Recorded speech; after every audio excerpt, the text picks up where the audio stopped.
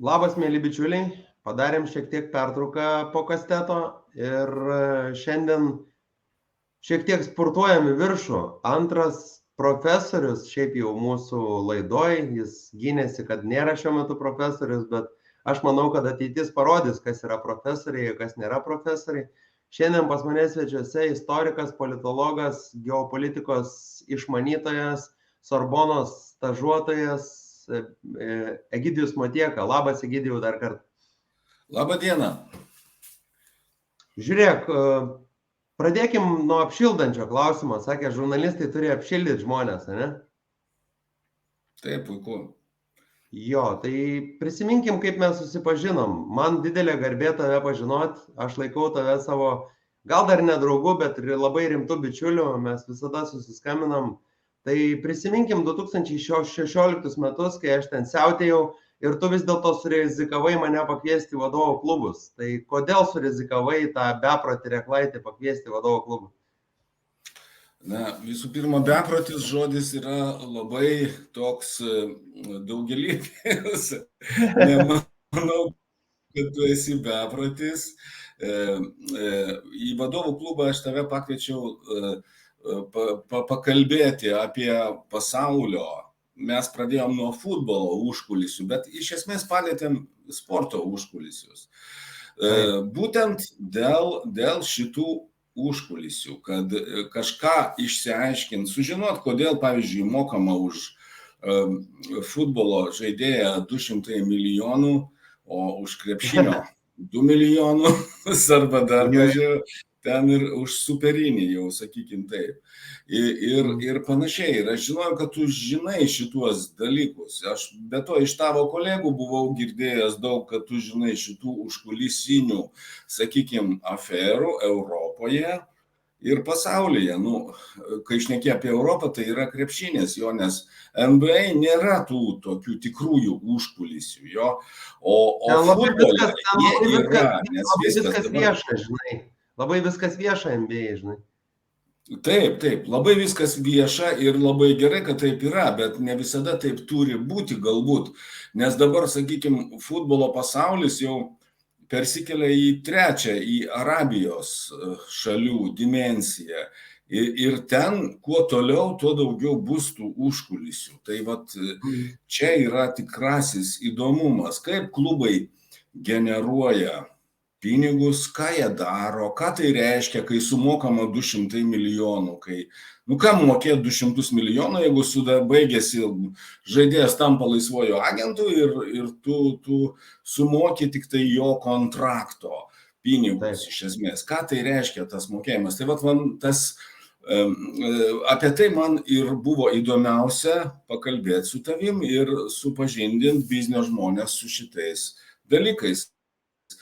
Lietuvos biznio žmonės, kurie į šitos dalykus nėra įsivėlę, bet ar tai yra jau taip jau labai gerai, jie irgi turėtų įsivelti ir dalyvauti šituose, sakykim taip, žaidynėse, jeigu taip galima pasakyti.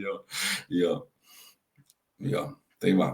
Tokios buvo mano paskatos tave pakviesti ir man visiškai neįdomu buvo, kas ten vyksta tavo užkulisiuose, sakau, vis tiek tu turėsi ką pasakyti, jo.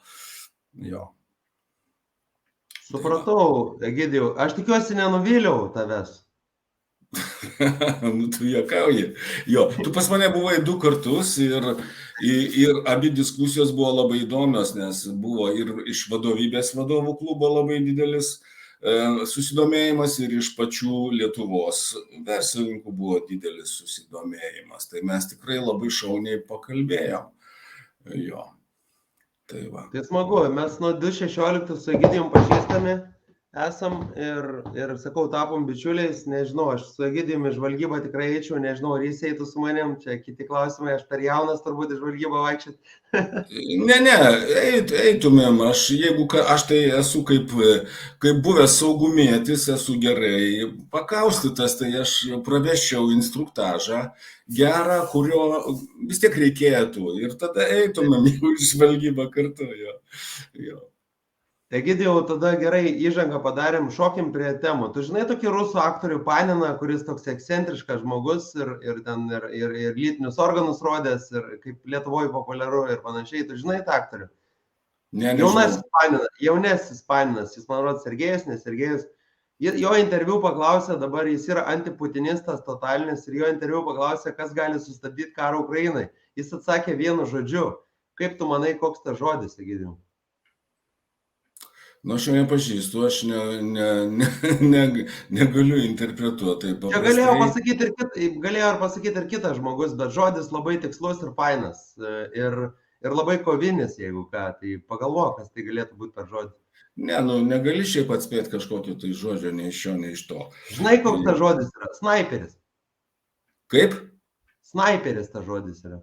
Snaiperis. Jo, gerai, snaiperis. Aš supratau kontekstą. Dabar... Pasakyk, kodėl Putino iki šiol nenukneckino koks nors sylų snaiperis iš Amerikos? Kodėl nenukneckino? Ne, mat, yra dalykas toks, kad žudyti, jeigu pastebėjai, šitam kare yra amerikiečių ir rusų susitarimas, kad žudyti negalima. Tai liečia ir ukrainiečius, kurie yra, nu, sakykime, vakariečių pusėje. Žudyti negalima. Galima organizuoti dronus Maskvoje ir galima sprogdinti Kremlių, bet žudyti šiaip negalima. Nes jeigu prasidės žudynės, tai bus viskas. Ukrainiečiai ir šiaip jau yra biški pažūdę, bet, sakykime, sąlygiškai nedaug. Tinklaraštininkai ten, po to eina jau aukštieji karininkai. Aukštieji karininkai, žinai, kas tai yra karininkai nuo papulkininkio arba pulkininko leitenanto laipsnio ir aukščiau. Pulkininkai leitenantai, pulkininkai generolai. Tai jeigu mes pastebėjom, jeigu tu pastebėjai, žudynių nėra. Jeigu prasidės žudynės, tai prasidės žudynės. Čia KGB labai stipri. Jinai nėra tokia stipri kaip vakarų spec tarnybos, bet jeigu bus 10 vakariečiai nužudo, 8 nužudo rusai, tai ir prasidės vat, visas šitas procesas, galingas žudynių procesas. Niekas paprastai nežudo. Dabar, kas link Putino, tai geriausias galimybės be jokios abejonės turi Rusijos saugumo tarnybos ir pirmoje eilėje federalinė saugumo tarnyba, aišku, po to yra GRU, tai yra žvalgybos tarnyba, karinės ir trečioji tai yra vadinamieji suvirintojai, kaip lietuviai sako, SVR, služba внешней разведки. Jinai yra pati silpniausia šitoje grandinėje rusų spec tarnyba. Pasienio tarnyba priklauso dabar FSB, federaliniai saugumo tarnybai. Tai jie turi, federalinė saugumo tarnyba turi didžiausias galimybės žudynių ir didžiausią patirtį. Jie tą daro ir visame pasaulyje tą daro. Aišku, CŽV, FTB irgi tą daro ir kitos. Ir visi įpratę sakyti, kad svarbiausia yra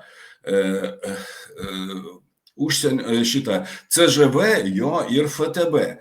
Svarbiausia saugumo tarnyba visam pasauliu, pati galingiausia, pati svarbiausia yra nacionalinė saugumo agentūra, kuri yra, sakykime, agentūra yra turbūt 3 kartais galingesnė negu atskirai paėmus CŽV ir FTB. Tai jie užsiima palydovinę žvalgybą pirmasis dalykas, nu, Snaidenas, pavyzdžiui, jo. Tai, bet jie užsiima viskuo. Tai yra didžiausia, galingiausia. Aišku, čia su Kinija nelabai gali konkuruoti vien dėl žmogeliukų skaičiaus. Jo, tai jie visada turės truputį daugiau, bet tokių profesionalių kaip nacionalinio saugumo agentūra niekas neturi. Tai šiuo atveju amerikiečių pranašumas yra galingas, kad jie turi tą pačią galingiausią, kuri visada tarsi šešėlyje yra. Jo, tai va, dabar grįžtant prie žudynių, tai nėra taip paprasta ir nužudyti patį Putiną. Jeigu mes matom ten, kai jisai žygiuoja Kremliaus koridoriais, jo, ir ten pasitempę stovi kareiviai su ten žvilgančiais kardais ar dar kažkuo, tai ten netikri kardai, netikri automatai, ten O žiūrėk, netiesa. Taip, klausau. Indira Gandhi apsauginis geriausias nužudė, tai Putino apsauginis negali gyvybės paaukoti už ten 5 milijonus, sumoka šeimai kompensaciją, pažada gyvenimą vakarų Europoje ir jis nužudo tą Putiną, čiortovai matė. Ne, tai jis negali jo nužudyti, nes jis neturi su kuo nužudyti. Iš jo yra atimti ginklai, jisai yra apdorotas ir kadangi pats Putinas yra tikrasis saugumietis, jisai labai gerai žino, kas tai yra. Negali Putino apsaugoti. Aš irgi taip, žinai, logiškai galvojant, eini koridorium ir prismeigi su tuo kardu, kuris ten yra, žinai. O tas kardas, tai jis yra medinis, sakykime. Jo, aš tikrai žinau, kad jis yra medinis, nors aš mačiau tik tai per televizorių, per internetą tą kardą, bet jis yra medinis. Jo. Kaip gaila juoktis, kalbant tokiom liūdnom temom, bet reikia juoktis, nes jeigu nebesijuoksime, Gidėjau, bus dar liūdniau gyvenime. Jo, gerai, kad galim juoktis, jo. Bet šiaip aš pritariu tavo klausimui iš esmės, nes ten yra per dieną yra šimtai situacijų ir tu gali prismeigti bet kada. Koks nors ten Gerasimovas, Surovikinas, eini pro šalį ir pravarai ir viskas, bet jie negali aukotis, jie nežino dėl ko aukotis. Jie nežino, kad tai yra pasaulio ateitis, kad tai yra Rusijos ateitis, jie šito nesupranta. Pavyzdžiui, milijonieriai supranta, bet ten yra bailių visuomenė, ta milijonierių bendruomenė, visa Rusijos. Ten yra menkystos, tai yra ne žmonės, tai yra niekas. Jo, čia dar vienas įrodymas, kad jeigu suki didelius pinigus, nebūtinai būsi morališkai kažkoks geras ar netgi labai protingas. Man tai visi tie milijardieriai tiesiog gudrus kaip lapinai, bet jie nėra protingi. Jie 5 knygas perskaitė ir giriasi to, kad perskaitė. Plėšiką, Hocenplocą, Diumam, 3 muškietininkus ir dar vieną kažkokią, kur pavadinimo neatsimena. Tai galvoju, nėra jie labai protingi, nes jie ne tai, kad iki Sokrato nedėjo ir Platono, Aristotelio, jie nedėjo netgi iki Džeko Keruako, žinai, tai apie ką mes kalbam. Jo, jiems toli iki to. Jo. Tai va, tai nėra taip paprasta organizuoti žudynės. Ir jeigu ukrainiečiai organizuotų žudynės, va taip galingai, taip kaip jie gali įsiskverbti Rusijos teritoriją, dabar čia praneša, kad rusai sulaikė 4 ukrainiečių diversantus. Jėzau Marija, kiek praeina per sieną tų ukrainiečių į Rusiją vien dėl dronų.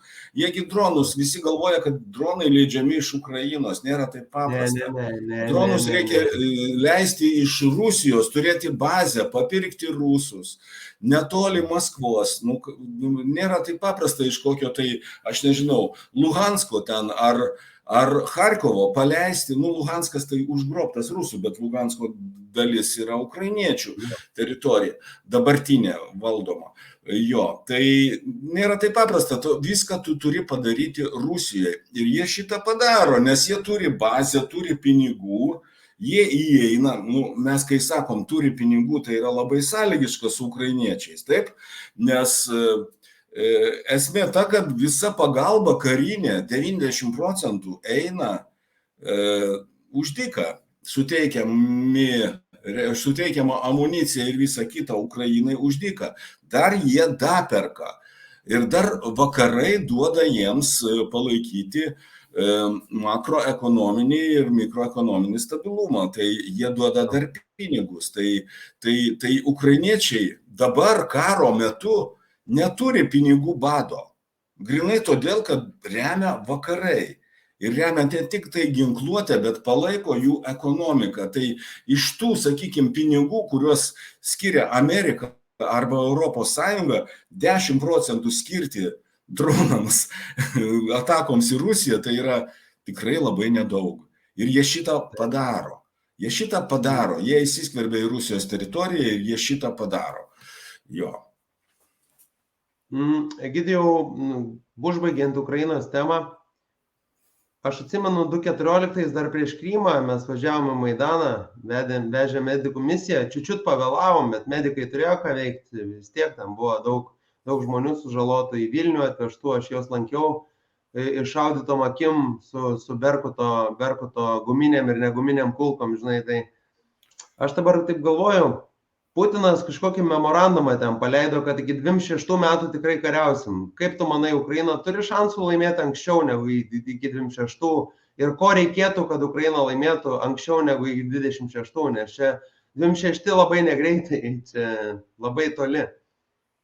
Aš manau, kad Ukraina gali laimėti iki kitų metų pabaigos, iki 20, aš visada šitą interviu Ukrainos televizijoms sakau, kad kurie tikisi, kad aš pasakysiu, kad po mėnesio laimės Ukraina, ne, aš sakau, ne, laimės kitų metų pabaigoj.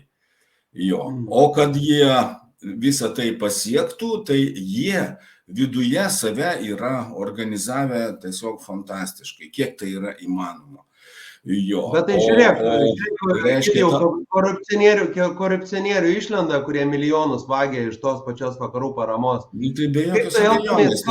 Elgtumės su tai žmonėm, uždarytum kalėjimą ar griežtesnėm priemonėm, spręstum tėvynės išdavystės klausimą?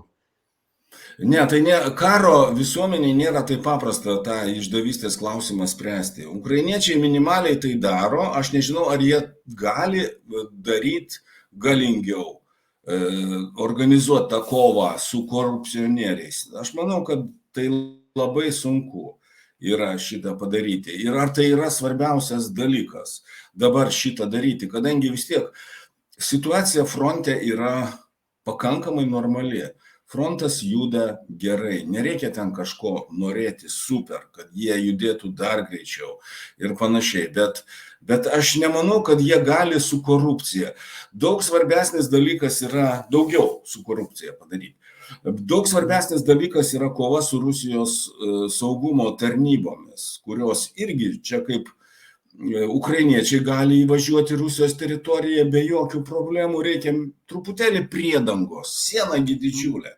Jo, sakykime, siena eina nuo Černobylio arba kitaip nuo Černigovo ar Gomelio iki pat Krymo beveik. Tai įsivaizduot galim, kiek gali ukrainiečių pereiti į Rusiją ir organizuoti tuos dronus. Lygiai taip pat rusai gali pereiti, kuriems kalbos barjero irgi nėra.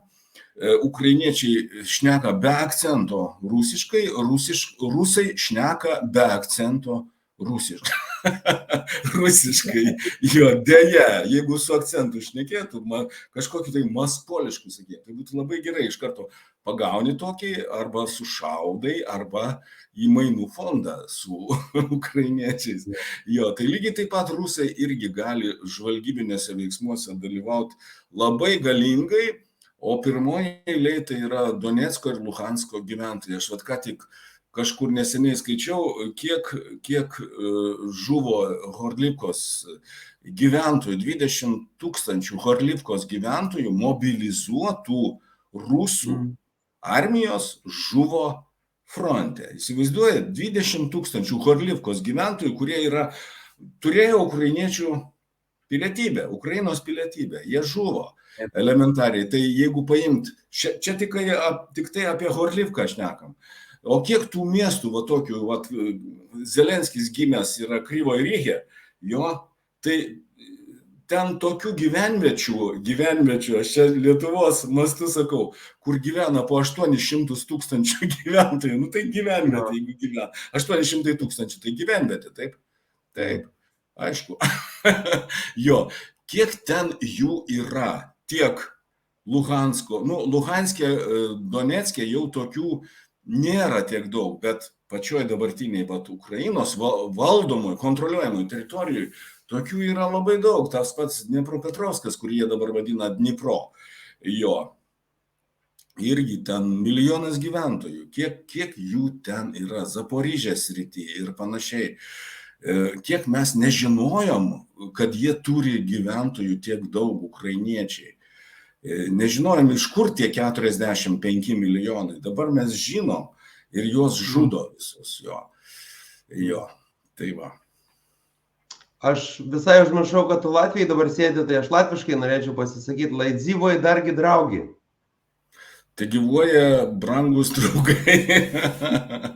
Jo. Kaip čia reikia paldės, reikia atsakyti, ne? Ne, tai Laidzyvo, taip kaip ukrainiečiai. Slava Ukrainė, gerojams slava. Šiaip Laidzyvo, tai gyvoja, jo. Tai gyvoja. Jo.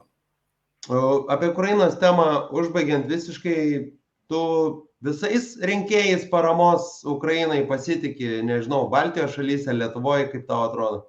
Nes aš labai nustebau, kai pamačiau, kad pas Omaną dirba 5 darbuotojai ir birželį algų vidurkis buvo 5000. Tai man bandė paaiškinti, kad čia labai pavojus į pafrontę važiuoti. Ne, Lvove pavojingiau tūsintis negu pafrontį. Pafrontę niekas nešaudo. Visi arba šaudo į frontą, arba labai toli už fronto. O pafrontė turbūt yra saugesnė zona negu mano Akmenė šiuo metu. Tai. Nu, aš vežiau pagalbą kokius 5 kartus. Jo, 3 iš Latvijos, 2 iš Lietuvos. Tai man nebuvo kažkokių problemų Lvove. Nebuvo problemų, tiesiog važiuoji ir važiuoji, bet aš važiuodavau tik iki Lvovo. Aš manau, kad, aš nežinau, ar taip man atsitiko, bet visi aiškino, kad Lvove pavojinga.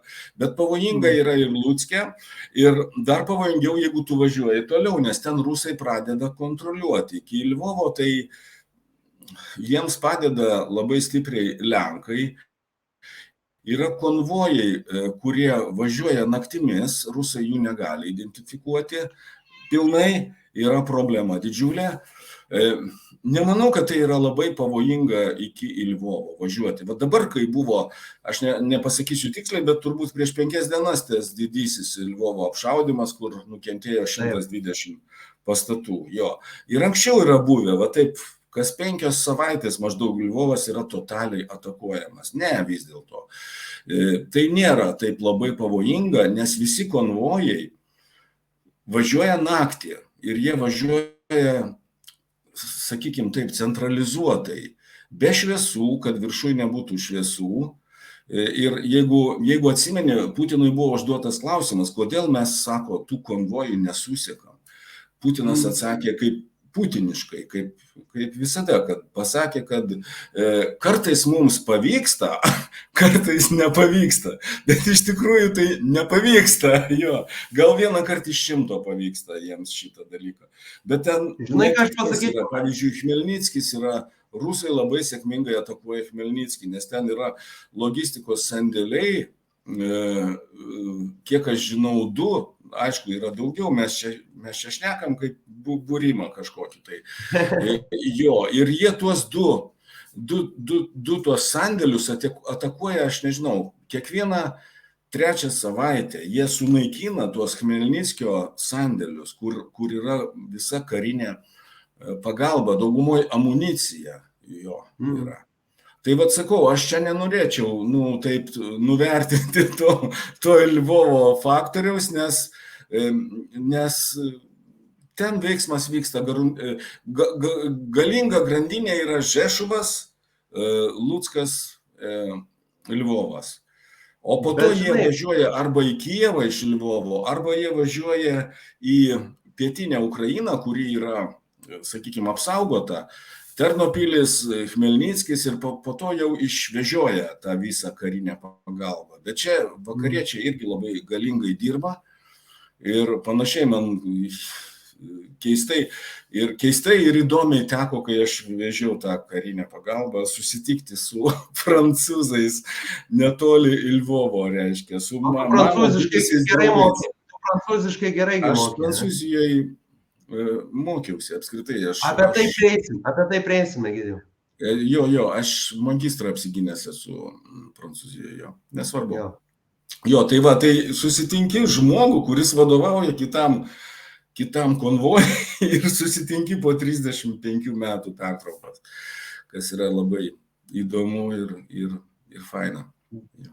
Bet aš kažkaip pamačiau, kad tas atlyginimų mediana, tai aš Blue Yellow nebeskambinu. Paskambindavau, ubagas esu, bet vis tiek 2-3 kartus paskambinau per mėnesį.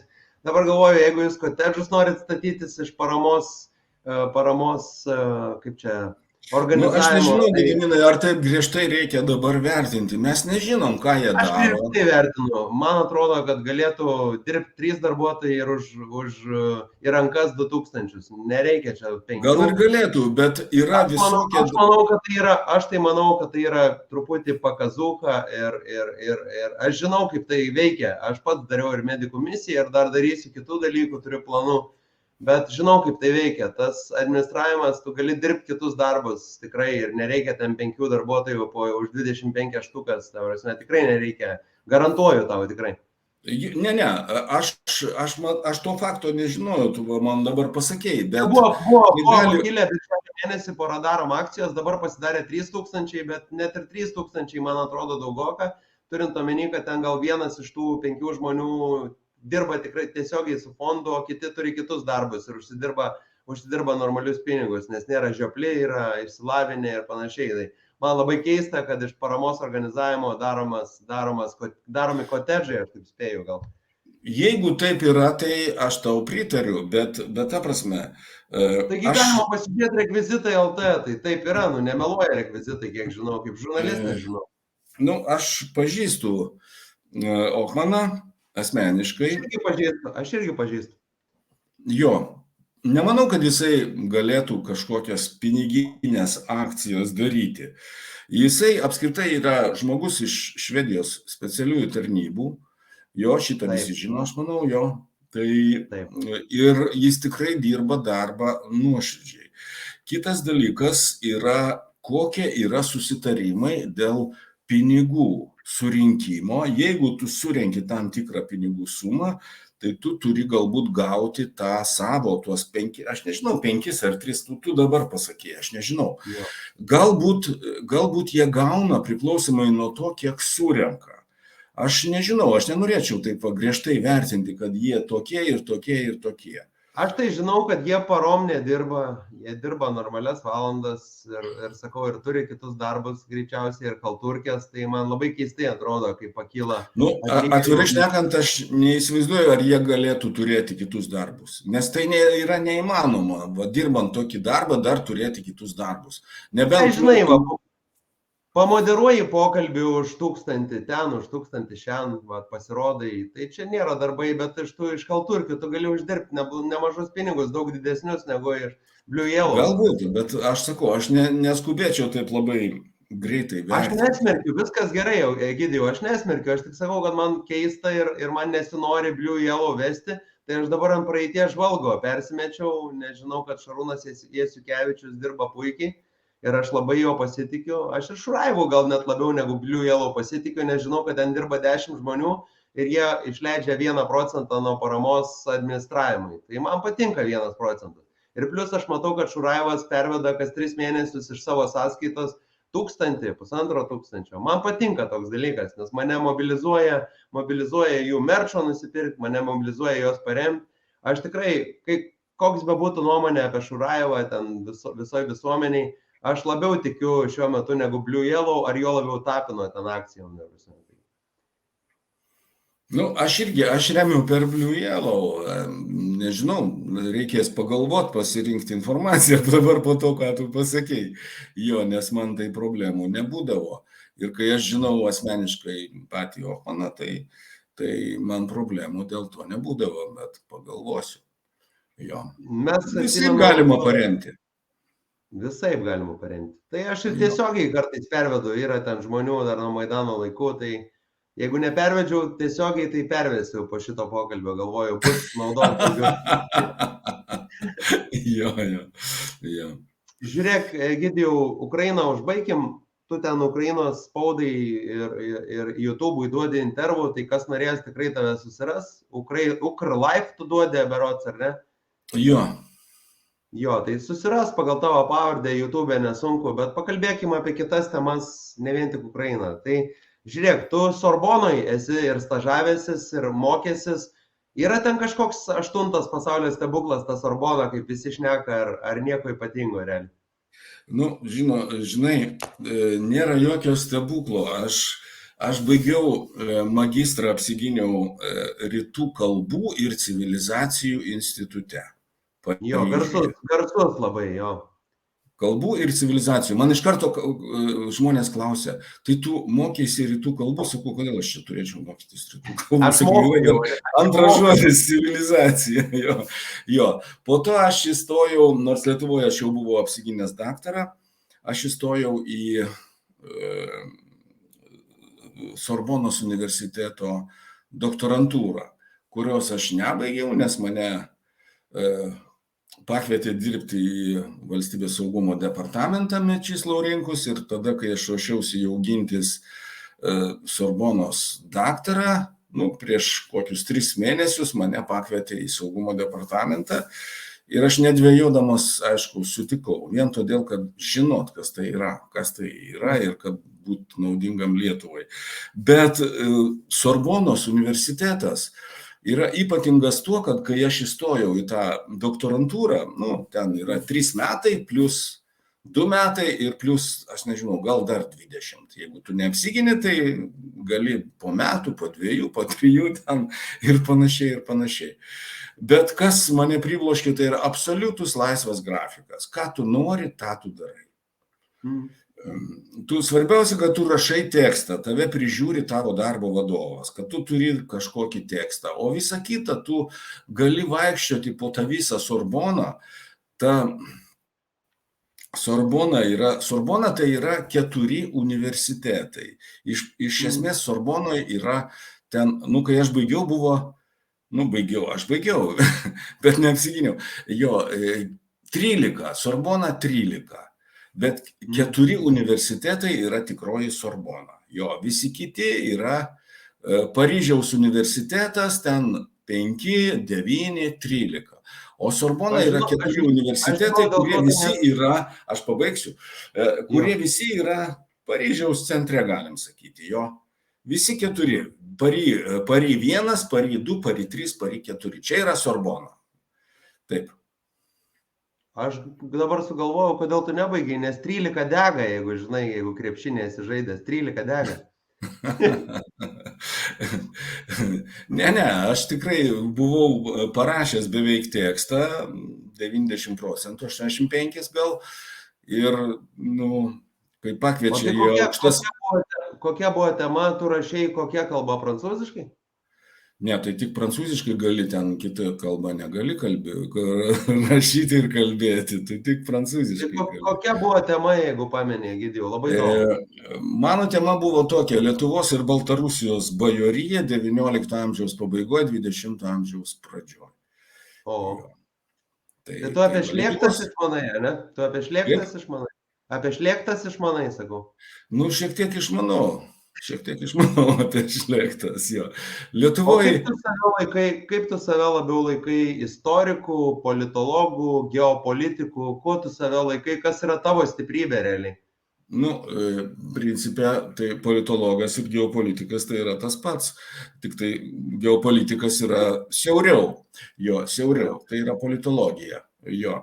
Bet, kaip, aš pats tai baigiau istoriją ir buvau istorikas, kol nepradėjau dėstyti Tarptautinių santykių institute. Po to išvažiavau į Prancūziją, tai aš Prancūzijoje studijavau geopolitiką. Tai dabar, sakykime, mano stiprioji pusė yra geopolitika. Ir čia yra toks dalykas, kad dabar visi politikai, kurie šneka apie pasaulio tarptautinę padėtį, aš čia pasakiau sviestas biškis sviestuotas, apie tarptautinę padėtį, jie visi sako geopolitika, bet jie nežino, kas yra geopolitika. Jeigu, pavyzdžiui, statistinio Lietuvos Seimo nario paklaust, kas yra geopolitika, tai jis pasakys tai, kas yra tarptautiniai santykiai. Yra žmonių, kurie susigaudo, tie seni Seimo nariai, kurie jau ten 5, 4, 6 kadenciją. Yra buvusių užsienio politikos specialistų, kurie perėjo į Seimą, kaip Žygimantas Pavilionis ar Raimundas Lopata, tai jie puikiai žino, kas yra geopolitika, bet dauguma šneka apie tarptautinius santykius ir tada pasako geopolitika. Nes toks žodis, toks gerai skambantis. Mandras žodis. Mandresnis truputį jo yra. Gerai, O tai yra, Egidijau, negalima lyginti, bet palyginkim. 2023 Lietuva ir 1930 metų Lietuva. Kurios šalies geopolitinė padėtis yra geresnė? 30 metoninės jau beįsitvirtinančios pseudo diktatūros ar dabartinės Lietuvos? Kuri yra geresnė ir kodėl? tai čia vienareikšmiškas atsakymas, dabartinė mūsų situacija. Geopolitinė, taip? Taip. Geopolitinė mūsų yra situacija, nežinau kiek kartų geresnė, net jokios abejonės nėra. Tada mes buvom vieni, tada mes neturėjom savo politikos, tada mes nebuvom struktūrose kažkokiose, kurios mus gintų. Dabar mes viso šitą turim. Čia yra, aš net negaliu pasakyti kartais. 10 prie 1 gal galim pasakyti, arba mažiau biški, arba daugiau. Ir panašiai, nes dabar mūsų situacija yra kapitaliai gera. Geopolitika tai yra erdvė, tai nėra santykiai su kaimynais, tai yra santykiai jo, bet tai ne tik santykiai su kaimynais, tai yra buvimas kažkokiose tai geopolitinėse erdvėse, o tos erdvės pas mus galingos tiek NATO, tiek Europos Sąjunga ir su visom garantijom ir panašiai, čia panašiai kaip manęs ukrainiečiai klausia, tai kas yra svarbiausia? Ką pavyko pasiekti Vilniuje. Tai aš sakau, tai yra Suomija ir Švedija, ką pavyko pasiekti. Suomija jau buvo prieš tai. Švedija, ką pavyko pasiekti Vilniuje, kad Švedija iš esmės susitarta, nors tas procesas formaliai neįvyko, bet Švedija buvo priimta de facto, o jinai bus priimta po mėnesio ar 2, bet jau sutarta tiek su Turkija, tiek su Vengrija. Čia yra svarbiausias dalykas, kad ji yra priimta. Ir antras dalykas, kas įvyko dar Vilniaus samito metu, kad visos 5 didžiosios valstybės iš esmės užmezgė dvišalius santykius su Ukraina. Iš karto tas nenuskambėjo. Dvišalius, ta prasme, gynybos požiūrį. Taip, klausau tavęs. Tai tu nelaikai Vilniaus samito nepavykusių, nes ten atsirado... Ne, nelaikau nepavykusių. Šiaip tai buvo tikrai nusivylimas. Jo. Kad nebuvo tų garantijų ir panašiai, bet esmė ta, kad visos 5 didžiosios valstybės - Amerika, Jungtinė karalystė, Prancūzija, Italija ir Vokietija užmezgė dvišalius santykius su Ukraina. Ką reiškia užmegzti dvišalius santykius? Dvišalės garantijas gauti. Tai nėra tai, kad tu, pavyzdžiui, susitarė Bidenas ten su Zelenskiu, kad mes čia jūs apginsim, Bidenas sako. O Zelenskis, jis nedurnas, jisai sako, o tai kaip jūs mus apginsit? Jo, dvišaliai santykiai ir dvišalės garantijos reiškia ką?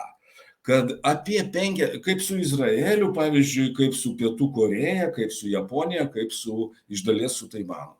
Kad reiškia apie 50 ar daugiau procentų, čia priklauso nuo situacijos, visų santykių, daleiskim, Amerika, Ukraina.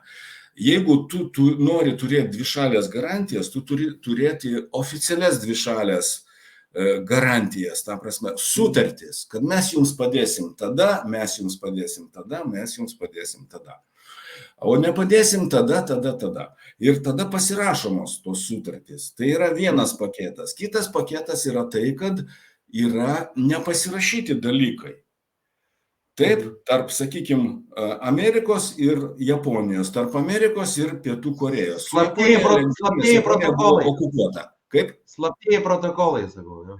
Jo, kiek jie ten slaptieji, jie gali būti, jie net neslaptieji, jie yra žodiniai.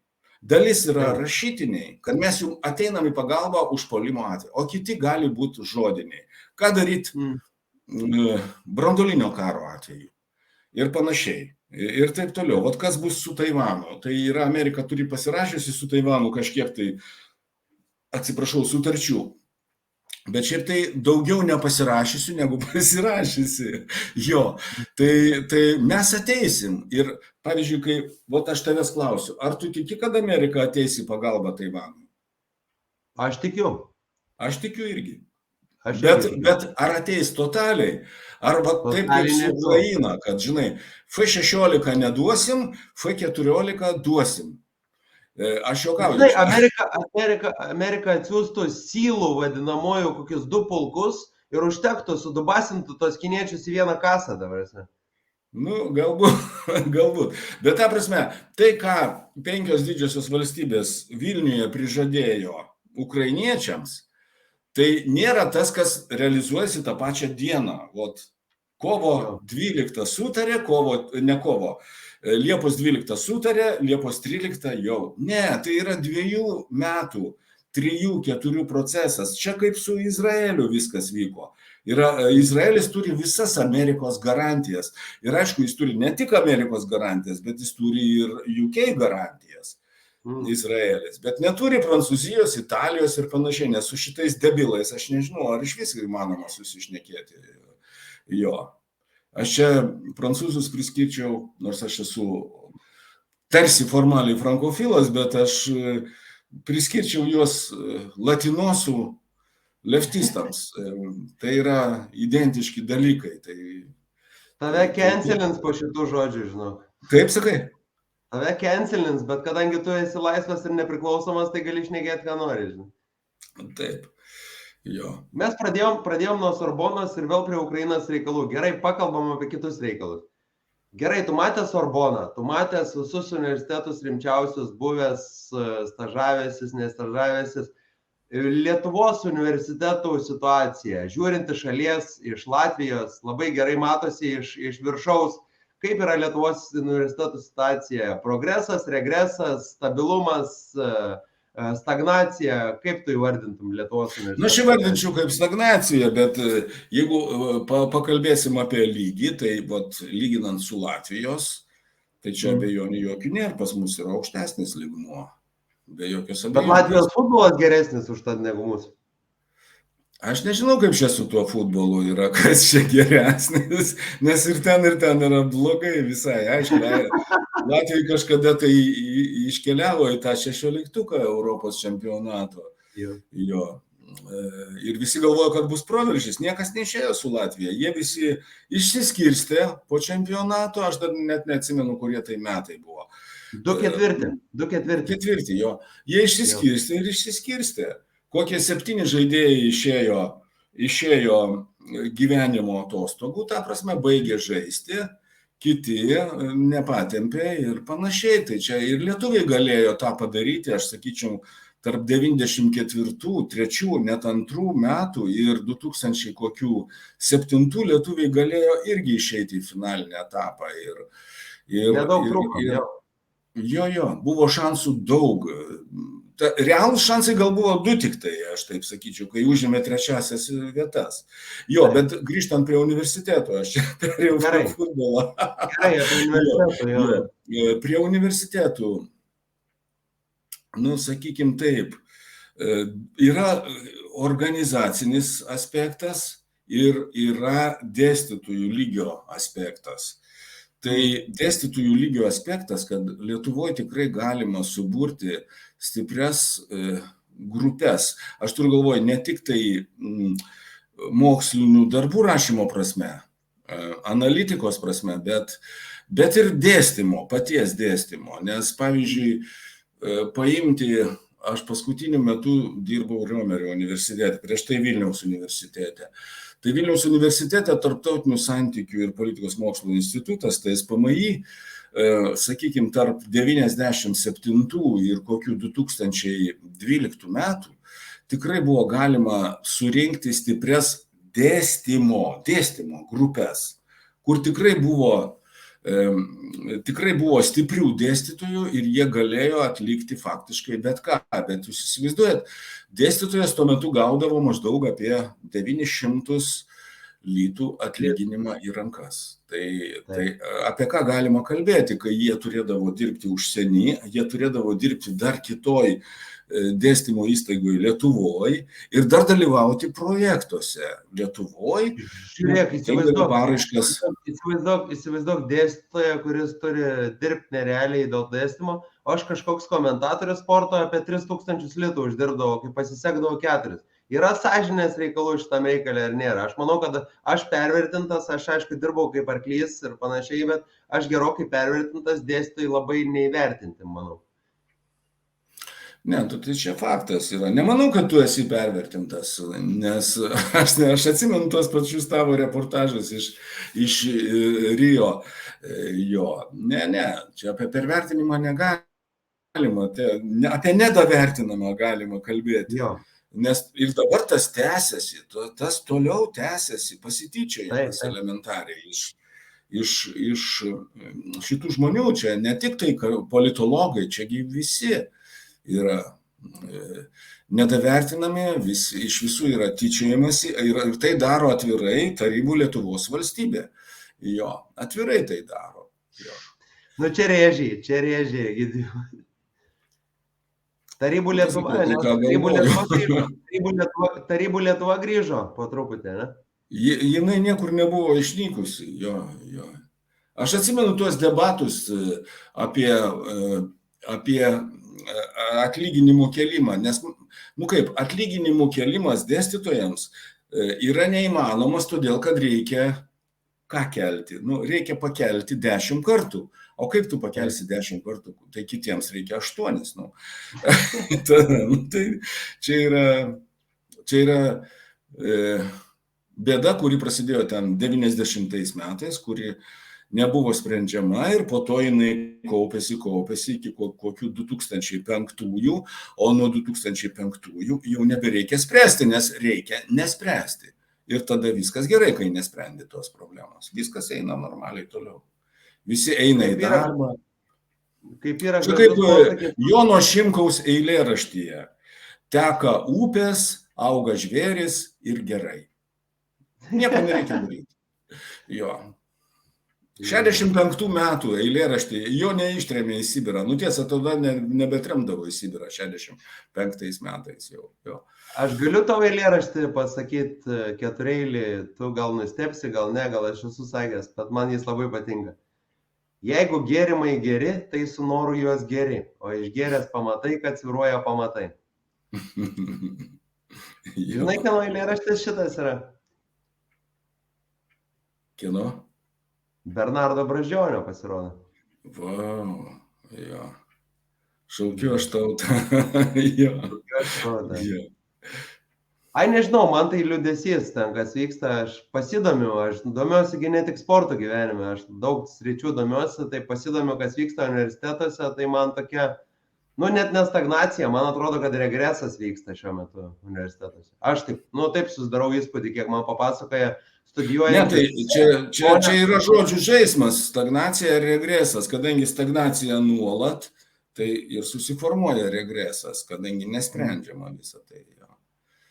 O jeigu tave pakviestų, pavyzdžiui, nežinau, tarkim, į TSPMI sugrįžti, tu grįžtum iš Latvijos, ar tau gerai Latvijai? Ne, tai reikia šnekėtis.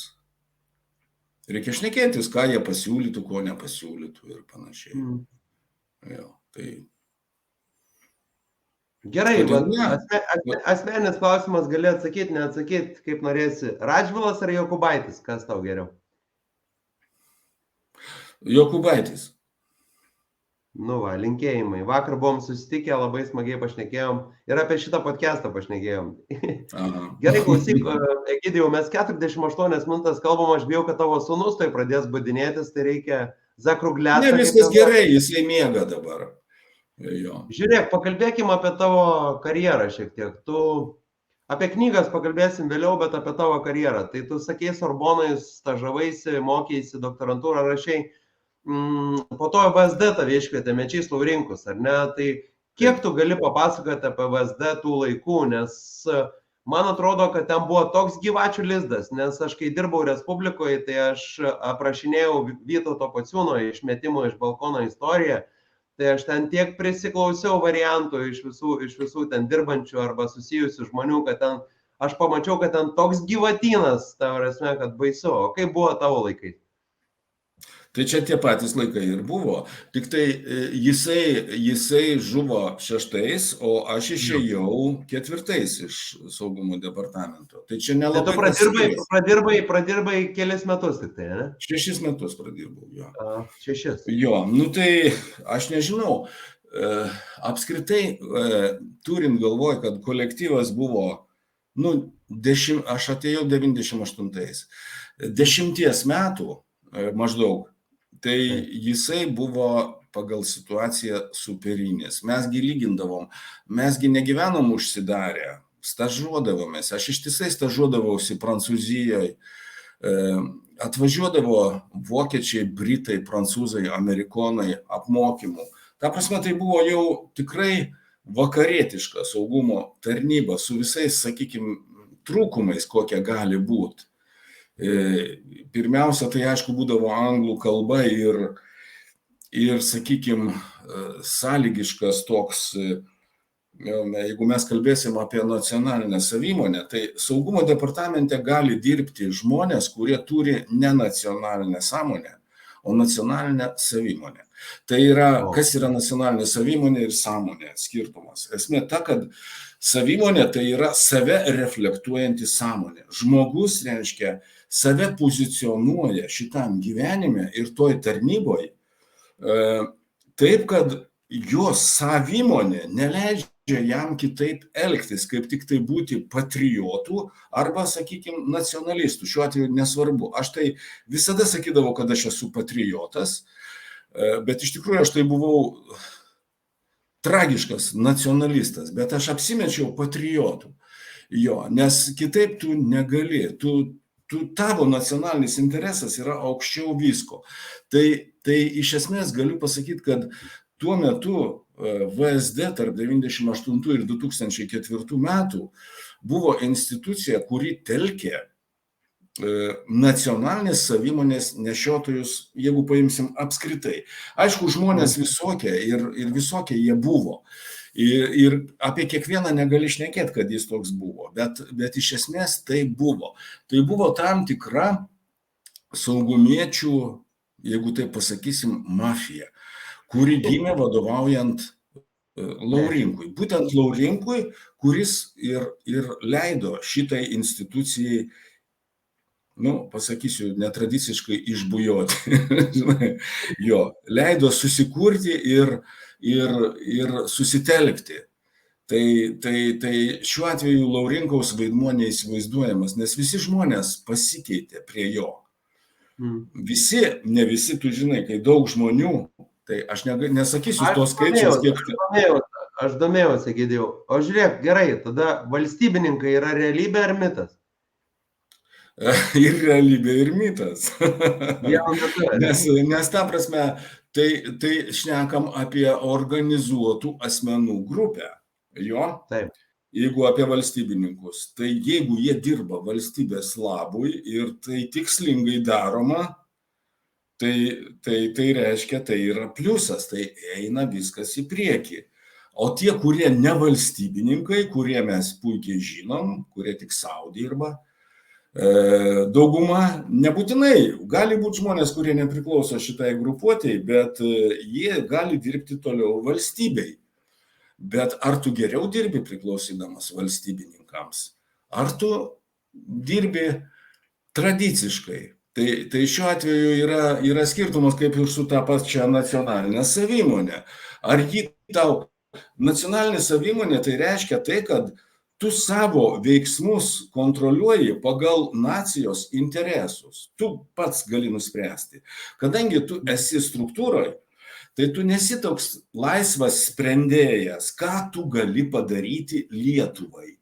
Nes jeigu tu priklausai grupuotėjai, tu padarai daugiau elementariai. Nes tai ir formali, ir neformali. Formali, nes tu toliau dirbi, gauni atlyginimą, bet ar tu padarai daugiau? Ar kažkoks tai, sakykime, užsienio reikalų ministerijos, labai aktualu, nes ten irgi buvo valstybininkai, kaip ir saugumo departamente, kaip ir iš dalies ir gynybos ministerijoje, nors ten jau mažesnių mastų.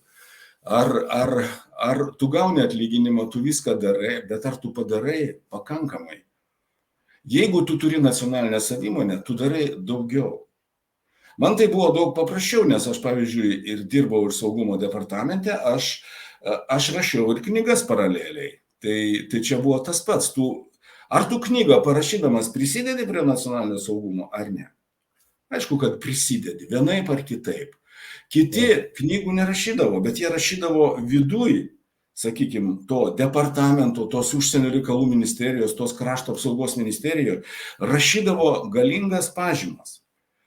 Tai irgi, sakykime, prisidėdavo prie to nacionalinio saugumo. Ar tu parašai, čia visai nesvarbu apimtis, ar tu parašai 10 lapų, ar tu parašai 30. 10 lapų gali parašyti geresnius negu 30, bet kokia tavo kokybė, kas eina toliau. Ar tu įteiki vadovui tik tai formaliai ir jis neskaito to darbo, ar tu jį pristatai tą darbą vadovui, kuris gali tai transformuoti į užsienio politikos veiksmą kažkokį. Tai gerai, atsiprašau. Ne, viskas gerai. Tai keli pastebėjimai. Man redaktorius pasakė genialią frazę Respublikos laikais, sako, geras straipsnis yra toks, kurį gali padaryti vienu puslapiu laikraščio, bet gali ir parašyti vienu sakiniu. Čia yra geras straipsnis. Tai rezumuojant, apeliuojant į tavo 10 prieš 30 puslapių. Žinai, kartais konkretumas yra daug geriau negu tuščio pilstymas į kiaurą ar atvirkščiai, žinai. Jo, bet aš dabar pasakysiu dar vieną tokią frazę. Yra saugumo tarnybose, yra ir ne tik, ir užsienio reikalų tarnybose yra nekrologas. Tu parašai, pavyzdžiui, pažymą, 30 lapų, jo, bet pirmam puslapį tos pažymos yra nekrologas, tai yra išvados. Vieno lapo išvados. Tu gali parašyti tą lapą, kur pasakai, tas yra svarbiausia. O po to dar 29 lapai, kur tu pagrindi šituos. Jeigu kam nors reikia iš kažkokios ministerijos, tu pasižiūrėk, kaip ten viskas vyksta. Ir visada va taip būdavo. Visada, čia nėra paslaptis, visada tu rašai vadinamą nekrologą, kur viskas sudėta, esmė. O toliau yra paaiškinamieji dalykai. Tai vat, saugumo tarnybos dirbdavo taip, čia aš nieko neišduodu, nieko neatskleidžiu. Tu pažįsti tą žmogų, Albinas Januška legendinis, jis dirba pagal nacionalinę savimonę, pagal asmeninę savimonę, tavo nuomonė. Tai yra tas pats, šitas žmogus yra šventas. Nu va, aš irgi pritariu.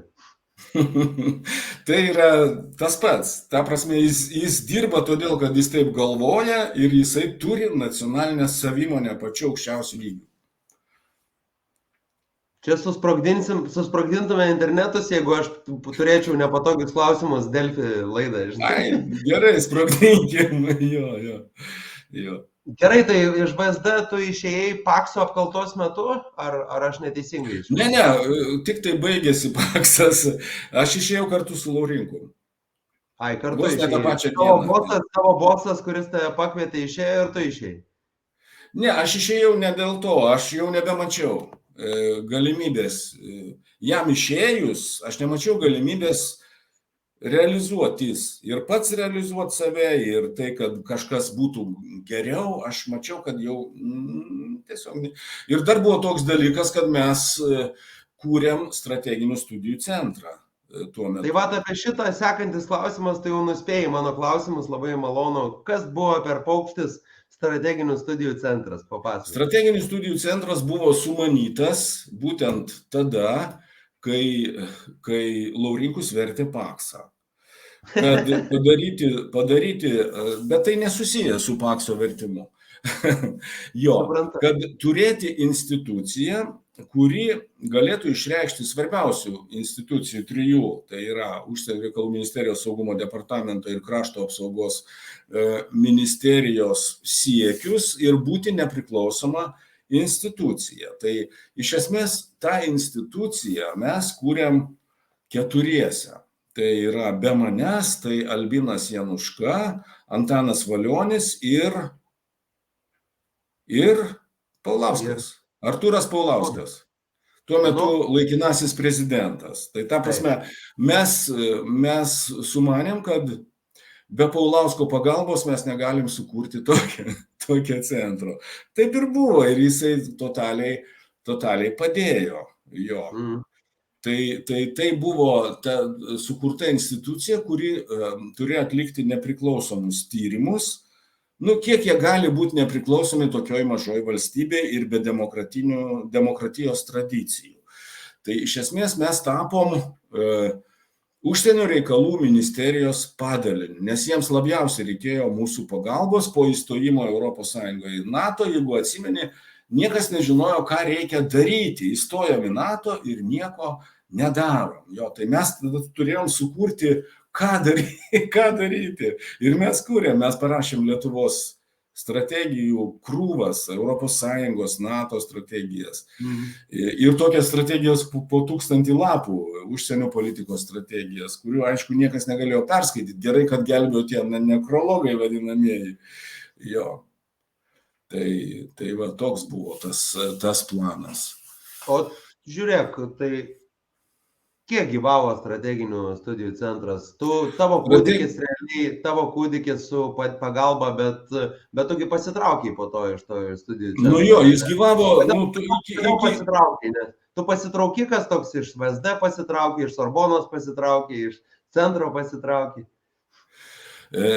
Jisai gyvavo...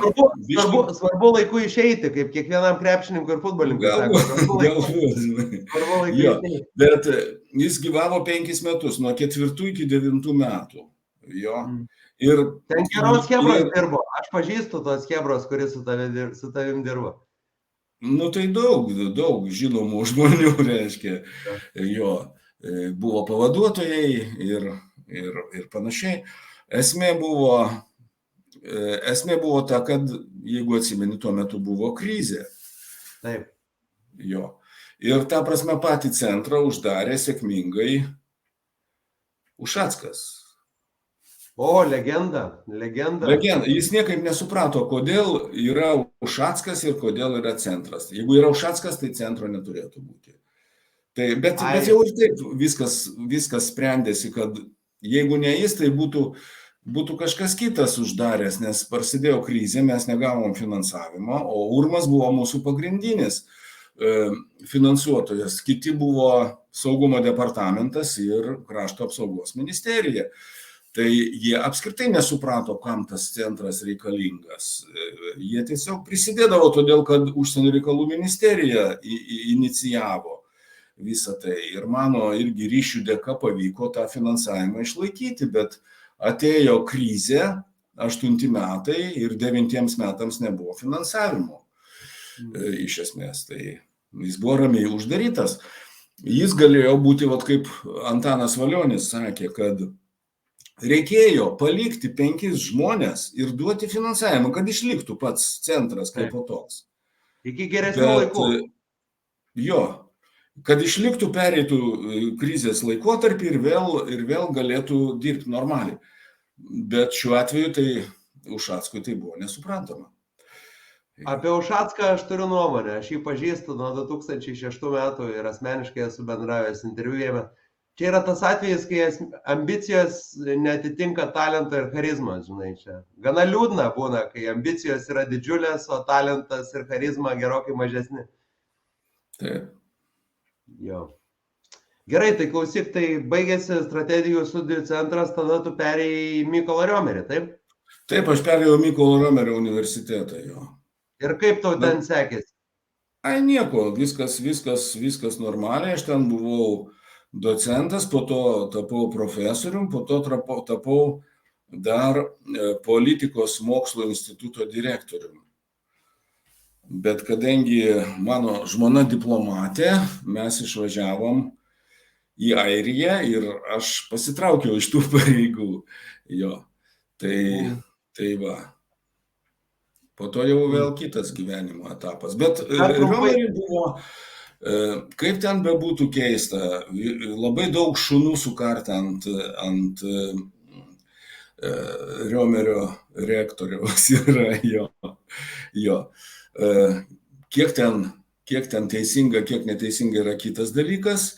Ir kiek jis diktatorius, kiek nediktatorius, vėl kitas dalykas. Aišku, kad kažkokio tai lygmens diktatorius. Bet ta prasme, jeigu tu dirbi, jisai tau leisdavo dirbti. Leisdavo dirbti ir padėdavo ir leisdavo galingai dirbti, jeigu tu mato, kad tu dirbi. Čia faktas yra. Dar grįžtant prie strategijų studijų centro, ne, nu, realiai tai buvo think tankas angliškai, ne, nežinau kaip lietuviškai vertėsi, protų bazė, ar kaip čia nežinau teisingiausiai. Realiai įmanoma mūsų 2,5 milijonų Lietuvoje turėti think tankus, nežinau, 1, 2, kurie būtų nepriklausomi nuo institucijų, kurie turėtų ten kažkokius rėmėjus per projektus ir panašiai. Nežinau, ar toks yra, nėra turbūt Rytų Europos studijų centras, jis yra priklausomas šiuo metu, tarsi toks garsiausias think tankas Lietuvoje, bet ar įmanomas realiai Lietuvoje think tankas, kuris nebūtų priklausomas nuo nežinau, Ušackų, nebūtų priklausomas nuo Laurinkų ir visų kitų konjunktūros parinktų žmonių? Taip, yra įmanoma ir pavyzdžiui, va šitas Rytų Europos centras, jis toks ir yra. Ir jisai pasirinko labai gerą kryptį, kad jisai telkia analitikus faktiškai iš viso pasaulio, tiek lenkus, tiek amerikiečius ir panašiai, kurie dalyvauja jo veikloj. Tai yra įmanoma ir 2 turėti, ir 3, ir 4 ir panašiai. Reikia tik tai va tokių žmonių kaip Laurinkus, kaip Januška, kaip Valionis. Kaip Motieka. Galbūt, bet jau dabar viskas. O tave think tankas Lietuvoje parviliotų, nežinau, ten, kad ir ne direktoriaus pavaduotojo, pavyzdžiui, pareigos think tankė nepriklausomą parviliotų tave į Lietuvą ar tu Latvijai? Galbūt, reikia žiūrėti, reikia šnekėtis ir panašiai. Teisingai reikia šnekėtis. Jo, visada reikia šnekėtis, bet kai nėra su kuo šnekėtis, tai... Tada liūdesys. Tu vat klausai dėl Jokubaičio ir Radžvilo. Tai su Jokubaičiu galima šnekėtis, su Radžvilu šnekėtis neįmanoma. Čia yra. Radžvilas paskaitas dėsto visada, visuose podcastuose. Aš dėl to, aš tarsi gal norėčiau pakviesti, bet aš paskaitos nenoriu, aš pasikalbėti noriu su žmogumi. Tai čia lengva kritika Vytautui Radžvilui, kurį šiaip gerbiu, labai protingas žmogus. Aš irgi gerbiu, jisai super dėstytojas yra ir plus jisai rašantis dėstytojas. Taip, tai yra labai svarbu, Jo. Žiūrėk, tai mano tema šiandien ir pavadinimas bus apie pirmąjį ir kitus milijardus, ne? Mes esam tas laimingasis milijardas, jau turbūt tos laimingo milijardo daugiau negu milijardas, nes ten didėja skaičius, ispanų privažiuoja gatavai laimingų į Ameriką ir panašiai. Kaip tu manai, laimingasis milijardas yra laimingesnis už likusius 7 milijardus ar nelabai? Tu Afrikoje dirbėgi, tai esi matęs, esi buvęs. Mes laimingesni tam laimingam milijardą ar ten laimingesni žmonės? Nu, mano ta Afrikos patirtis yra labai nedidelė. Aš dirbau Džibutyje. Tai ten yra laimingas milijonas. Ten yra milijonas, laimingas milijonas, jo čia. Bet taigi jie turi po $2 per dieną, tai čia turėtų būti katastrofa. Bet jie apie tai negalvoja. Jiems tai nusispjauti yra. Jiems svarbiausia, vis tiek jie žino, kad jie pavalgys vienaip ar kitaip. Jeigu jie neuždirbs tų pinigų, tai prancūzai duos, kurie yra jų metropolija. Jo, jiems šilta, jiems nereikia nei stogo, jiems nereikia daug maisto. Jo, tai kitas dalykas, kad jo, čia yra tas laimės indeksas, irgi įtraukia į tai, ką tu uždavei klausimą, kur laimingiausi pasaulio žmonės. Tai, žinai, Suomijoje yra laimingiausi. Bet šiaip žinau, kad Nepalė yra laimingi, Kostarikoje yra laimingi. Tai aišku, bet pagal visus priimtus kanonus laimingiausi pasaulio žmonės gyvena Suomijoje. Jo, Linkėjimai Suomiam. Jo, kur reiškia visada beveik apsiniaukę, jo, visada gausi pavalgyti, irgi iš kitos pusės. Visada gali nuvažiuoti iš Suomijos į Kanarus, į bet kur, jo, į Balearus gali nuvažiuoti, visur gali. Į Palį, į Argentiną, visur skrenda Kur lėktuvai. tik tai nori, jo. Tai va, ten gyvena. Bet esmė ta, kad vis tiek laimingiausiai gyvena ne tik Suomijoje, bet ir kitose šiaurės šalyse, kur apsiniaukę yra. Gal tai padeda įvertinti tą saulę geriau, aš nežinau. Jo. Ir panašiai, Singapūrė irgi čia nereikia žiūrėti vieną šalį, čia reikia žiūrėti visą kompleksą, 20 šalių. Aš dabar nežinau, kuri Lietuva yra, bet po biškį gerina jinai pozicijas ir aš manau, kad Man jinai atrodo, yra 30 kelintą. Jo, Kaip? 30. Jo, jinai yra 30 kokia 8, 7, 6. Jo. Jo, tai čia ne to. Ir geriau negu kad Estijoje ir Latvijoje pagal tuos formalius. Ten labiau apsiniaukia Latvija ir Estija, tai viskas aišku. Ai, panašiai. Latvijoje bent jau ne. Panašiai yra, jo. Man toks random klausimas kilo, jeigu 300 Wagnerių prieš 300 prancūzų legiono kareivių, kas laimėtų šitą svatkę? Dabar, kai prancūzai nepasiruošia, tai Wagneriai. Nes Bet jeigu prancūzai būtų De Gaulio laikų prancūzų legionas, kas laimėtų? Ne, tai De Gaulio laikų tada. Jo. Esmė ta, kad tas vertinimas prancūzų legiono, jo, jis yra taip, kad visi mano irgi studentai bandydavo kažką aiškinti, kad čia vos ne saugumo tarnyba. Sakau, baikit, sakau. Tai yra spec pajėgos. Gerai apmokytos, kurios atsilieka labai stipriai nuo prancūzų spec pajėgų, kaip ir mūsų spec pajėgos yra superinės lietuvių. Aitvaras ir visi kiti, kurie užsirekomendavo labai gerai Afganistane, Irake ir mūsų spec pajėgų buvęs vadovas dabar yra saugumo departamento direktorius, jo, jauniškis. Tai ta prasme, jos nenusileidžia prancūzams mūsų spec pajėgos. Ir lygiai taip pat prancūzų spec pajėgos tipiškos, kurių negali būti daug. Pas juos vadinamos komandos. Komandosai, Tai jie yra geresni už legioną. Legionas iš tautų katilo padaro neblogas spec pajėgos, bet nesuperinės. Tų legione yra kiek? Kažkur apie, priklausomai nuo laiko, nuo 9 iki 12 tūkstančių kariškių, jo. Ir jie nėra spec tikrieji, jie yra silpnesni. Tai todėl Wagneris, kuris turi patirtį, jis, manau, yra stipresnis už legioną, bet už prancūzų spec pajėgas tikrai nėra stipresnis. Nes spec pajėgos visada, kaip? Jo, tai sakyk. Nes spec pajėgos visada yra spec pajėgos, todėl kad jie visada dalyvauja konkrečiose užduotyse. Jie dalyvauja kaip Irake, Afganistane, o prancūzams visada būdavo kur dalyvauti, kadangi pas juos yra kolonijos. Jie visada dalyvaudavo Malyje, Nigerijoje, visada dalyvaudavo Čade, Centrinės Afrikos Respublikoje, visada dalyvaudavo Džibutyje ir Somalyje ir panašiai. Prancūzų spec pajėgos, pavyzdžiui, Somalyje Džibutyje sėdėdavo labai ilgai, nes iš Somalio visada galėdavo ateiti somaliečiai, kurie yra draugiški žmonės, labai ypač grobiant kitus žmonės. Ir, aišku, už somaliečių nugarų visada būdavo rusai. GRU, karinė žvalgybos tarnyba. Jo, tai... Bet žiūrėk, Amerikos sylai, man atrodo, perdaužytų ir Wagnerius, ir prancūzus atspajėgas nesunkiai, aš taip įtariu. Kas tokie Amerikos? Sylai tie vadinamieji, ne Marines, o sylai, žinai, special. Ne, yra taip. Ten kyborgai yra, ten bepročiai visiškai dabarose. Bet bepročius turi ir Britai, bepročius turi ir prancūzai.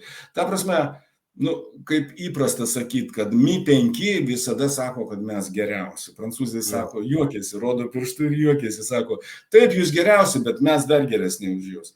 Tai čia labai sunku palyginti yra. Jie visi yra iš viso maždaug tokio paties lygio. Jo. Gal 300 sakykim, Leonid, jo, kaip? sakyk. Jo, gal sakykim, taip įprasta, kad jie visi laiko italus silpnesniais. Anksčiau laikydavo vokiečius, kol nepamatė, kad jie žvėriškai stiprus persai irgi vokiečių. Nes visi galvodavo, kad jie kare nedalyvauja po 50 metų, nieko nedaro, jie silpni yra ir panašiai. Ne. Vokiečiai stiprus. Žinai, 300 Leonido spartiečių su šalmais uždaužytų visas mūsų paminėtas pajėgas, žinai. Nu jo, čia sunku pasakyti. Jo. Bet lietuviai tikrai nėra blogesni už amerikiečius ar prancūzus. Šitie Jo, spec. aitvaras iš viso kosmosas, ta prasme, nerealu. Jo, ten kosmosas. Aš pavyzdžiui gatvėj, aš pažįstu aitvariečius gatvėj einančius, laisvi žmonės. Yra svarbiausia laisvas žmogus. Jo. Be abejo. Jo. Ne, kai tiek patiri gyvenime, tu jau nieko nebebėjai, kaip sakoma, nebent mamos bijai kažkiek, bet, nu, čia normalu. Jau nebe. Mamos reikia prisibijoti, Egidijau, visada reikia prisibijoti mamos. Nu, jo. Tai žiūrėk, nu, valandą 15 kalbam, nežinau, apie Afriką dar labai noriu paklausti tavęs, tai vis tiek tu buvęs pagal savo projektus. Kas Džibutį, papasako, kokie esminiai dalykai, su kuo jie gyvena tie žmonės, kelis aspektus paminėk, kas jiems svarbu, Dievas, nežinau, maistas, kas jiems svarbu Džibutį? Nu, aš nežinau, man sunku pasakyti, žinai, aš vis tiek gyvenu, kai atvažiuodavau, gyvendavau, aš jau viskas nebevažiuosiu, jau pabaigiau. Tai gyvendavau atskirai, bet kitas dalykas, kad tu, nu, kalba, ten yra prancūzų kalba. O kas tai, jo, Dievas, tai taip. O tai, kad ir ta, sakykime, amžina vasara ir širdį pas juos tas pats. Jie ir kas, kad nėra neapykantos prancūzams. O tas na, aišku, be prancūzų jie neišgyventų, bet kažko ypatingo ten daugiau pasakyti aš nelabai ką ir galiu. Jo. Žiūrėk, ko tu labiau nemėgsti, normalaus priešo ar bjauraus konformisto? Bjauraus kompromiso. Pritariu. Jo. Nes čia yra mūsų... Nes tave tas naikina tave. Jo. Mes kalbėjom, man toksai konformisto pavyzdys yra Čekuolis Algimantas. Ta prasme, prie visų valdžių jis gerai gyvena, prie visų valdžių keliauja, prie visų valdžių veda laidas, rašo knygas ir apdovanojęs prie visų valdžių. Aišku, man tėtis pasufleravo, kad jis ten Sąjūdžio laikais ten gražiai pasielgė, kai nenorėjo ten į postus eiti ir panašiai, bet vis tiek man toks konformisto pavyzdys yra Algimantas Čekuolis, tai nežinau, čia irgi žiauriai pasakysiu apie seną žmogų, bet nu, man tai yra konformistas žmogus ir viskas. Dėl savo naudos, dėl savo norų išpildymo, ta prasme, daro dalykus ir tiek žinių. Nu, jo, aš atsimenu, aš esu tarnavęs fašistų kariuomenėje, rusiškų fašistų kariuomenėje. Buvau ištremtas per prievartą po universiteto baigimo, 2 metai karinės tarnybos, paskirimas. Jo, tai aš buvau leitenantas, bet tarnavau sporto klube. Ta prasme, aš buvau sportininkas. Jo, ir vienas mano draugas iš tarnybos irgi, jisai sako, klausė mane, sako, po kurio laiko, kai jau tapom pažįstami, sako, a tu skaitėjai Čekuolio legionierių? O aš buvau skaitęs tą legionierių. Jo, sakau, nu, sako, Šakės, koks pas jūs rašytojas? Aš sakau, jisai saugumietis rusų, o ne rašytojas. Jo, bet knyga, nu, ten herojus pagrindinis yra, nu, Uniznakomovo pasiolka, reiškia, iš tos serijos, dabar aš neatsimenu, ten buvo, man atrodo, nikaragvietis herojus, kuris, nu, žuvo, kovodamas už komunistų reikalą ir jo net kapas nežinomas yra ir panašiai. Tai visa knyga yra apie tai. Jo, sakau, skaičiau, žinai, sako, nu šakės kokia knyga. O jisai reiškia Gruzijos rusas, kuris be akcentų šneka gruziniškai. Jo. Tai va, jis buvo lengvaatletis, po to tapo futbolininku. Tai va, tai žmogus gyvena gyvenimą, kuris vat, gyvena tiksliau ne gyvenimą, o kokius 3 gyvenimus. Ir tie 3 gyvenimai va taip eina paraleliai. Tai čia va čekuolio toks. Nes pas jį tas, sakykime, tas lietuviškas patriotizmas, jisai yra kraujyje. Bet kai jisai nuėjo dirbti rusų saugumą su visų lietuvišku patriotizmu, žinai, tai tas ir išliko pas jį. Ir patriotizmas, ir tas saugumėtiškumas ir panašiai, ir panašiai. Tai žmogus, kuris pragyveno ne vieną gyvenimą ir kuris išgyveno. Aš tai, pavyzdžiui, visada sekiau jo gyvenimą. Aš tai jo nesmerkiu, viskas normalu, čia jo gyvenimo. Ne, negalima Čekuolio smerkti, žinai, nu kaip tu smerksi Čekuolį, nu. Jo. Jisai gyveno trilypį gyvenimą ir jis pats pasirinko tokį, tai tegul. Jo. Tegul. Daug dievės sveikatos iki 100 da gyventi Algimantui. Jo, jis, kiek žinau, dabar jis senelių namuose ir ten reiškiasi aktyviai jo. Jo, jis rašo vis dar tekstus, čia teko skaityti, labai neblogą, tokį parašė publicistinį. Tai va, tai. Gerai, apie komunistus paminėjai. Ką rinktumės, Fidelį Castro ar Che Guevara? Aš juos abu nušaučiau, ramia sąžinė. Jo. Aš nesirinkčiau tarp jų dviejų. Ne, nu, 2 niekšai elementarūs yra. Nu, ir viskas. O jeigu peršokti panašių klausimų į muziką, ką rinktumės, Beatles ar Rolling Stones? Rollingus. Aš irgi. Kažkodėl, nežinau. Man Beatlai niekada aš visada vertinau tą muziką, kad ji gera. Aš irgi. Bet man nepatiko jinai. Niekada nepatiko. Man patinka, bet rollingai kiečiau, žinai. Jo, visa paletė pas rollingus, žinai, visas. Jo. Aš žinau, daug gyvenimų ten atsiskleidė pas rollingus, jo. Beatlai tai buvo užsakymas, sakykim taip. Pabaigai pakalbėkim, dar turim kelias minutės, tai dabar tu gyveni Latvijoje, jau kurį laiką turi jauną žmoną, jauną sūnų, jeigu neklystu sūnų berods, ar ne? Sūnų, taip. Tai tu gyveni dabar kaip ir svečiuose, bet pas braliukus, netoli nuo Lietuvos, netoli nuo gimto pasvalio, tai tu pasiryžęs Latvijoje ir toliau gyventi, ar būtų variantų, kaip tu grįžtum į Lietuvą? Ne, nėra kažkokių tai pasiryžimų. Tiesiog aš galiu dirbti Lietuvoje, būdamas Latvijoje. Mano žmona negali. Tai mes kiekvienais metais iš naujo susitarėm, ką mes darom. Jo. Suplanuojam. Suplanuojam, ar mes kitais metais gyvensim Lietuvoje ar Latvijoje. Bet man tas gyvenimas Latvijoje netrukdo. Aš kalbą esu išmokęs jau labai seniai. Latvijų prieš 30-40 metų jau. Jo, tai aš susišneku viską, galiu čia daryti, galiu dirbti. Jo, sūnus yra lietuvis ir latvis, jo, ir tas, jis pats pasirinks, kuo jis taps. Jeigu mes, aišku, gyvensim ir toliau Latvijoje, tai jis, manau, kad bus latvis daugiau. Vis tiek reikės jam pasirinkti. Jeigu pervažiuosim į Lietuvą, aišku, tai daugiau šansų, kad jis bus lietuvis, bet jis bus ir tas visą laiką. Jo, čia kaip, jo vardas Namėjas. Namėjas yra, jeigu istoriškai žiūrint, jis yra mūsų kunigaikščio Traidenio vyriausias karo vadas.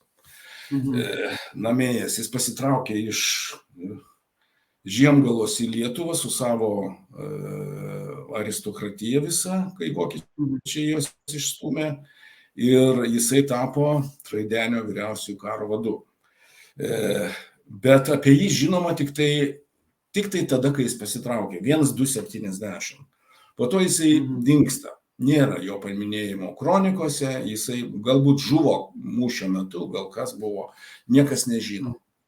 Kaip ten viskas. O šiaip tai dėl Latvijos, tai man tai tiesiog yra organiška, absoliučiai. Man tas pats, kas Lietuva, tik tai tiek, kad, truputį diskomfortas yra tie rusai gyvenantis. Gyvenantis Latvijoje, aš turiu galvoje Rygoje ir Jūrmaloj, kur 50% gyventojų yra rusai ir tai yra ta, sakykime, buities kultūra, kur tu negali prisitaikyti prie tų keiksmažodžių kiekvienam žingsnyje, prie tų kažkokių tai įpročių, kurie yra... Panetkių zoninių. Jo, kurie yra iš esmės sovietiniai irgi. Tai yra sovietinė kultūra, kuri yra daug daugiau išlikusi Latvijoje negu Lietuvoje. Tas sovietinės kultūros rudimentai tie. Jo. Nežinau, nenorėsi neatsakinėti šitą klausimą, man, Egidijau, tu esi iš gyvenimo pavyzdys šiaip, turint omeny sveikatos reikalus, ne? Tu ten turėjęs rimtų problemų ir kažkiek gal turi, bet tu visada išgyvenai ir tu man esi pavyzdys. Mes skirtingas problemas turim, žinai. Aš su galva, tu su kūnu, bet atskleis paslaptį, kaip tu išgyveni su savo visais iššūkiais sveikatos, kurių tu esi patyręs 10 vos ne, ar ne, jeigu taip skaičiuoju. Turbūt, bet čia nusiteikimo reikalas ir kovos už save reikalas. Aš visada... Už save reikia pastovėti, ne? Prieš viską. Jo, už save. Jo, bet aš pastoviu tik tai pirmoje eilėje dėl vaikų, dėl dukters, kurie 16 metų, ir dėl sūnaus, kuriam 2 metai. Aš todėl kovoju pirmoje eilėje. Aišku, aš kovoju už save, bet aš kovoju už save tam, kad save pateikti jiems, kad jie turėtų tėtį. Ar labai sunku būna? Ai, visai būna, bet galima gyventi. Galima, ne? Jo. Ir paskutinis klausimas. Reiks pasirinkti. Ar Freudas, ar Jungas? Freudas. Gali praplėsti, kodėl? Nesu labai kompetitinga šitais klausimais, bet Freudas nebejotinai. Tu Jungas, jo? Kaip? Tu ne. Aš už Jungą visgi, už archetipus. Nieko tokio, kaip sakoma, let's agree to disagree, ne? Jo. Tai su mumis šiandien buvo, aš vadinu profesorium, aš jį visada, šiaip mes kreipiamės Egidijum vardais, bet kartais ir profesorium pavadinu, tai vis dar vadinu profesorium Egidijum Motieką. Aš manau, kad pokalbis visai pasisekė. Jeigu kas buvo blogai, vadinkit mus komunistais, ne, kaip ten sako, tam anekdotė. Arba pederastais. Čia profesija yra, o ne lytinė orientacija. Ne, pederastas nėra lytinė orientacija, čia yra būdvardis. Čia būdvardis, jo. Tai ačiū, Egidijui, mes dar nepakalbėjom apie lietuviškus priežodžius ir panašiai, tai pakalbėsim kitą kartą. Egidijau, rinkiu tau sveikatos, sėkmės didžiausios. Nepabėk iš šito pokalbio, aš pabaigsiu įrašą, kuris bus prieinamas YouTube, bet mes dar pakalbėkim, kaip sakoma, nespaudai, gerai? Gerai. Tai ačiū visiems, iki kitų susitikimų. Kitas pašnekovas bus Erikas Eliotas, legendinis Vilniaus Lietuvos Ryto krepšininkas, jau netrukus. Iki, Egidijau.